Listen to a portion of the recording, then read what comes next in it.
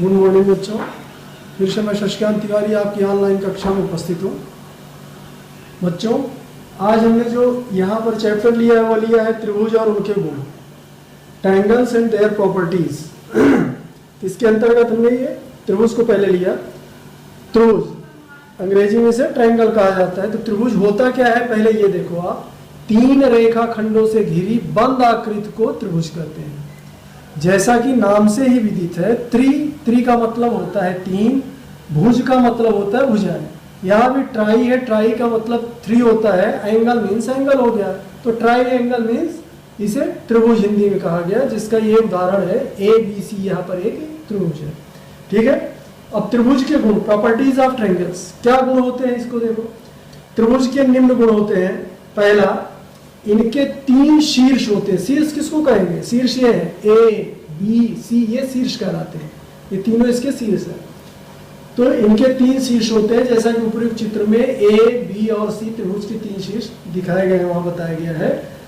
दूसरा, इनकी तीन भुजाएं होती हैं, AB, BC, AC या CA जो भी कह लीजिए, तो ये तीन भुजाएं हो गई। तो यहाँ जैसा कि उपयुक्त चित्र में AB के ऊपर ये बार लगाया गया है, BC ये रेखाखंड को दर्शाता है, इसलिए इसको इस तरह से दिखाया गया है, और CA त्रिभुज की भुजाएं हैं। तीसरा है, इनके तीन कोण होते हैं। यहाँ उपर्युक्त त्रिभुज में, ये त्रिभुज का चिन्ह मैंने बना दिया त्रिभुज लिखने की जगह पे। त्रिभुज में कोण ABC, एक चीज ध्यान देना, जो भी कोण का नाम लेना है उसे बीच में रखना है। तीनों शीर्षों को लेना है, लेकिन जो कोण रहेगा वो बीच में रहेगा कोण के चिन्ह के साथ। तो कोण ABC, या इसको हम ऐसे भी ले सकते हैं कोण CBA, चाहे इधर से कहिए कोण ABC या CBA, चाहे इधर से। तो ये कोण का नाम हो गया, अर्थात इसको कोण B भी आप कहोगे।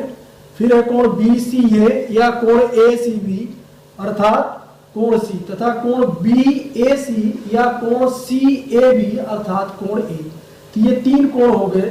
तो देखिए यहाँ पर जो ध्यान देने योग्य है, त्रि लिखा है, त्रि माने तीन, सभी चीजें तीन है। तीन शीर्ष हो गए, तीन भुजाएं हो गई, और तीन इसके कोण हो गए, ठीक है। आगे चलते हैं। यहाँ पर एक चीज और बता दें आपको, यहाँ मैंने ये तारांकित किया हुआ है, ये है त्रिभुज के तीनों कोणों का योग 180 अंश, अर्थात angle A plus angle B plus angle C is equal to 180 degree होता है। इसको बिल्कुल ध्यान रखिएगा कि इसका जो ये होता है, ये एंगल प्लस ये एंगल प्लस ये एंगल, मतलब अंदर के तीनों कोणों का योग, अंतर कोणों का योग इसे कहा जाता है, ये 180 अंश होता है। अब त्रिभुज के प्रकार, त्रिभुजों के टाइप्स ऑफ ट्रायंगल्स कितने प्रकार के होते हैं? तो यहाँ पर कोणों और भुजाओं दोनों के आधार पर त्रिभुज तीन प्रकार के होते हैं। बिल्कुल ध्यान दीजिएगा, कोणों यानी एंगल्स और साइड्स दोनों के ही अकॉर्डिंग जो ट्रायंगल होते हैं वो थ्री टाइप्स के होते हैं, यानी तीन प्रकार का होता है। तो पहले हमने लिया कोणों के आधार पर त्रिभुज के प्रकार। तो कोणों के आधार पर त्रिभुज तीन प्रकार के होते हैं। पहला है न्यून कोण त्रिभुज, मतलब ऐसा त्रिभुज जिसके तीनों कोण न्यून होते हैं, ठीक है। न्यून कोण त्रिभुज मतलब अगर न्यून कोण लेंगे तो उसमें तीनों कोण त्रिभुज होंगे। होना ये चाहिए कि एक कोण, लेकिन एक कोण नहीं, इसमें तीनों कोण जो है वो न्यून कोण ही होगा। तो ऐसा त्रिभुज जिसके तीनों कोण न्यून कोण या कोण न्यून, एक कोण न्यून कोण है, वो न्यून कोण त्रिभुज कहलाता है। यहाँ पर ध्यान देना, यहाँ पर एक कोण लिख दिया तो एक कोण से मतलब नहीं, हमने तीनों कोण देखना, तीनों कोण न्यून कोण होंगे, उसे न्यून कोण त्रिभुज कहा गया। यहाँ तीनों कोण ही न्यून कोण होते हैं, यहाँ पर मैंने लिख दिया है, ये ध्यान दीजिएगा। फिर समकोण त्रिभुज, समकोण त्रिभुज में यहाँ पर निश्चित तौर पे एक कोण समकोण होगा, अर्थात 90 अंश। उसको मैंने इस तरह से ये बताया, उदाहरण के रूप में दिया है, जैसे लिखा है, ये 90 अंश का चिन्ह ये बताता है, ये ऐसे कर दिया तो 90 अंश का ये कोण बताता है। तो एक कोण 90 अंश हो गया, शेष दो कोण इसके न्यून कोण हो गए। तो ऐसा त्रिभुज जिसका एक कोण 90 अंश होगा वो समकोण कहलाता है।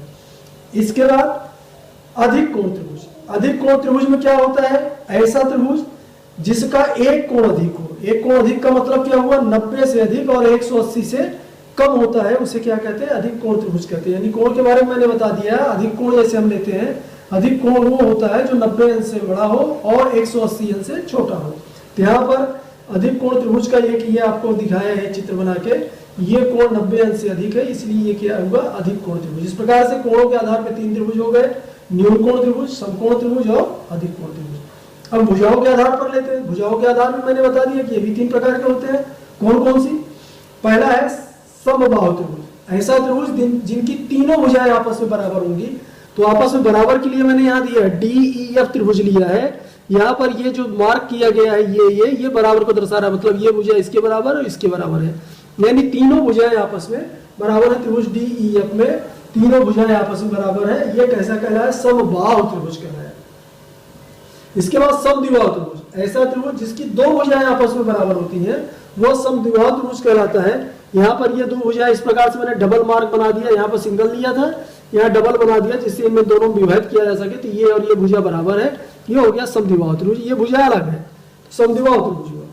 इसके बाद है विषमबाहु त्रिभुज। विषमबाहु त्रिभुज मतलब जिसको तीनों भुजाएं अलग अलग हो, यानी उनमें आपस में कोई समानता न हो, ऐसा त्रिभुज जिसकी तीनों भुजाएं असमान हो, विषमबाहु त्रिभुज कहलाता है। विषमबाहु त्रिभुज का मैंने एक OPQ एक उदाहरण यहाँ पर लिया है, और इसकी सारी भुजाओं किसी में कुछ नहीं दर्शाई है, सारी भुजाएं अलग अलग हैं, जो कि दिख भी रहा है चित्र से कि ये विषमबाहु त्रिभुज है। तो इस प्रकार से हमने आपको त्रिभुज के बारे में पूरी जानकारी दी।